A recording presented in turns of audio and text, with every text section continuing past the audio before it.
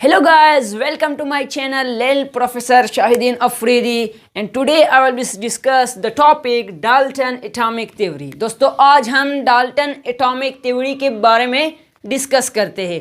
उससे पिछला topic structure of an atom, atom के बारे में हमने ब्रीफली डिस्कस किया है, तो डिस्क्रिप्शन में लिंक मौजूद है, वहाँ आप देख सकते हैं। तो आज का जो हमारा टॉपिक है वो है class 9th chemistry chapter number 2 structure of an atom, topic 2.1 Dalton atomic theory. दोस्तों Dalton atomic theory, what is Dalton atomic theory? Atomic theory हम इसलिए कहते हैं कि उसने एटम के बारे में जो थ्योरी पेश किया था उसको हम कहते हैं डाल्टन एटॉमिक थ्योरी। अब डाल्टन किस चीज को कहते हैं? डाल्टन एक साइंसदान था, यानी in 19th century John Dalton suggested atomic theory which is known as Dalton atomic theory। John Dalton एक नामी साइंसदान ने एटम के बारे में जो थ्योरी पेश किया वो मशहूर हुआ डाल्टन एटॉमिक थ्योरी पर। जॉन डाल्टन ने एटम के बारे में जो थ्योरी पेश किया था उसमें इसके जो मेन पॉइंट्स थे वो मंदरज झेल है।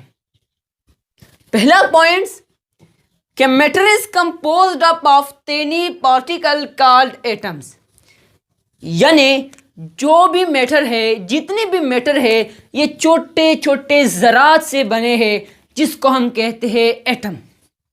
यानी matter is composed of tiny particle called atoms.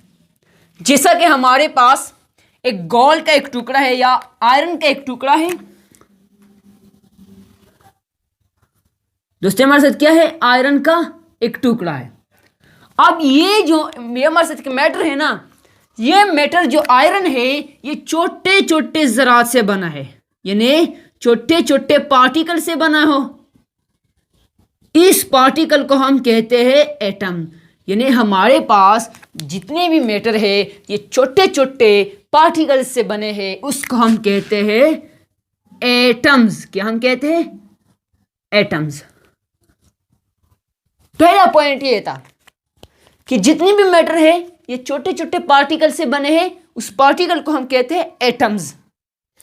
दूसरा है एटम इज इनडिविजिबल पार्टिकल, यानी जो मैटर जो पार्टिकल से बने हैं ये इनडिविजिबल है, यानी ये नाकाबिल तकसीम है, उसको हम मजीद तकसीम नहीं कर सकते हैं। इसलिए हम कहते हैं कि atom is an indivisible particle. अब उन्होंने क्या कहा कि हमारे पास अगर मैटर है उसको हम ब्रेक ऑफ करें, डिवाइड करें, अब ऐसा टुकड़ा आ जाएगा, ऐसा पार्टिकल आ जाएगा जो कि मजीद तकसीम नहीं होगा, उसको हम कहते हैं एटम। यानी फॉर एग्जांपल हमारे साथ ये मार्कर है। अब मार्कर को मैं डिवाइड करूं, ब्रेक ऑफ कर दूं छोटे छोटे टुकड़ों में, अब इसमें एक ऐसा टुकड़ा आएगा जो कि मजीद तकसीम नहीं होगा, तो उसको हम कहेंगे एटम। और एटम हमारे पास इनडिविजिबल पार्टिकल है, यानी तकसीम नहीं हो सकता। ठीक है। तीसरा पॉइंट है atom is neither created nor destroyed, यानी एटम ना प्रोड्यूस होता है, ना क्रिएट होता है, और ना वो एटम खत्म हो जाता है, ना डिस्ट्रॉय हो जाता है। जैसा कि फॉर एग्जांपल हमारे साथ एक आयरन का एटम है, यानी एक आयरन का एटम है। अभी हमारे साथ क्या है? आयरन का एटम है। अब उस एटम से ना कोई और एटम प्रोड्यूस हो जाता है, जैसा कि हमारे सेल में सेल डिवीजन होता है, एक सेल से दूसरा सेल प्रोड्यूस होता है। नहीं, एटम से कोई भी डिवीजन, एटम में डिवीजन नहीं होता है। ठीक है। एटम ना, ये एटम जो है वो अपना ही रहेगा, ना डिस्ट्रॉय हो जाता है और ना ये एटम कोई और एटम पैदा हो सकता है। इसके जो मेन पॉइंट में ये भी एक था कि atom is neither created nor destroyed. Number 4, atom combine with each other in a small number ratio. तीसरा पॉइंट ये था कि जितनी भी एटम है वो आपस में कंपाउंड जब बनाता है, जब आपस में कंबाइन हो जाते हैं तो ये एक होल नंबर रेशो में कंबाइन हो जाते हैं। जैसा कि हमारे पास वाटर है, यानी H2O।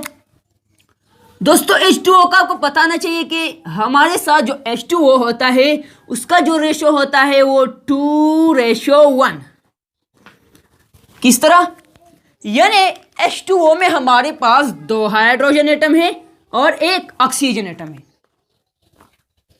अब ये फिक्स रेशियो में कंबाइन हुए है और इसने क्या बनाया है, वाटर, एक कंपाउंड बनाया है।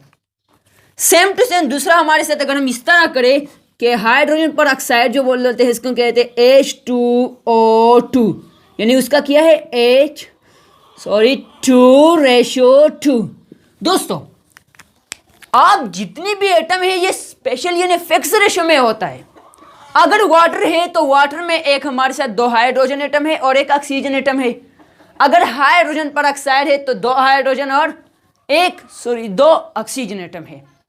सो ये भी एक पॉइंट था कि जितनी भी एटम होता है जब वो आपस में कंपाउंड बनाता है, आपस में वो कंबाइन हो जाते हैं, तो ये एक होल नंबर, एक स्मॉल नंबर रेशो में कंबाइन होता है जिसको रेशो फिक्स होता है। अब उसके बाद all chemical reaction occur due to the combination और सेपरेशन ऑफ एटम। अब दोस्तों यानी जितनी भी केमिकल रिएक्शन है ये किस वजह से होते हैं, जब एटम कंबाइन हो जाते हैं तो ये केमिकल रिएक्शन हुआ ना, ये भी एटम के हुआ। यानी जब एटम कंबाइन रहता है तो केमिकल रिएक्शन होता है ना। जैसा कि फॉर एग्जांपल हमारे साथ NaCl है, एक कंपाउंड है, इसको हम नॉर्मल बोलते हैं टेबल सॉल्ट। अब इसमें हमारे साथ क्या है, केमिकल रिएक्शन इस तरह हुआ है कि एक सोडियम एटम है +1 चार्ज और ये कंबाइन हुआ है क्लोरीन नेगेटिव चार्ज से, और जैसे हमारे साथ क्या बना है, एक कंपाउंड बना है। तो जो भी केमिकल रिएक्शन होता है या तो उसके सेपरेशन से होता है, एटम की सेपरेशन से होता है, या कॉम्बिनेशन से, जैसा कि NaCl। उसके बाद दोस्तों कि atom of the same element have same mass, size, shape and their other properties. इसके बाद कि यानी जितने भी एटम है यानी सेम एलिमेंट का जो एटम होगा उसका सेम साइज होगा, सेम शेप होगा, यानी कोई डिफरेंट शेप नहीं होगा। जैसा कि हमारे पास आयरन है ना, आयरन का एक एटम हम ले लें और दूसरा आयरन का हम एक एटम ले लें, ठीक है। अब उस दोनों एटम का मास भी सेम हो क्योंकि सेम एलिमेंट का एटम है, तो इसका मास भी सेम होगा, शेप भी सेम होगा और साइज भी सेम होगा, और इसकी जो फिजिकल यानी केमिकल प्रॉपर्टीज है वो भी सेम होगा। यानी ऐसा नहीं हो सकता कि ऐसा एलिमेंट का जो सेम एटम हो लेकिन उसका मास डिफरेंट हो, नहीं, इस तरह कभी भी नहीं हो सकता। सेम एटम का same mass, same size, same shape होगा और ऑल प्रॉपर्टी भी सेम होगा। उसके बाद दोस्तों के atom of different element have different properties, यानी हमारे पास जो एटम है वो अगर डिफरेंट एलिमेंट का हो तो इसके प्रॉपर्टी भी डिफरेंट होगा। जैसा कि हम लेते हैं आयरन, हम लेते हैं और एक हम इसके पास ऑक्सीजन लेते हैं। दोस्तों अब ऑक्सीजन की अगर प्रॉपर्टी देखें तो ये आयरन से मुख्तलिफ है क्योंकि ये भी डिफरेंट एलिमेंट है और दूसरा भी ये भी डिफरेंट एलिमेंट है। अगर आप आयरन की बात कीजिए तो आयरन हमारे साथ मेटल है ना, सॉलिड फॉर्म में मौजूद होता है। ऑक्सीजन की बात कीजिए तो ये इसकी प्रॉपर्टी मुख्तलिफ है, ये गैस की फॉर्म में मौजूद है, नॉन मेटल है। सो इसलिए हम कहते हैं कि जितनी भी एटम है अगर ये डिफरेंट एटम का है तो ये अगर ये डिफरेंट एलिमेंट का है तो उसके प्रॉपर्टीज भी डिफरेंट होंगे।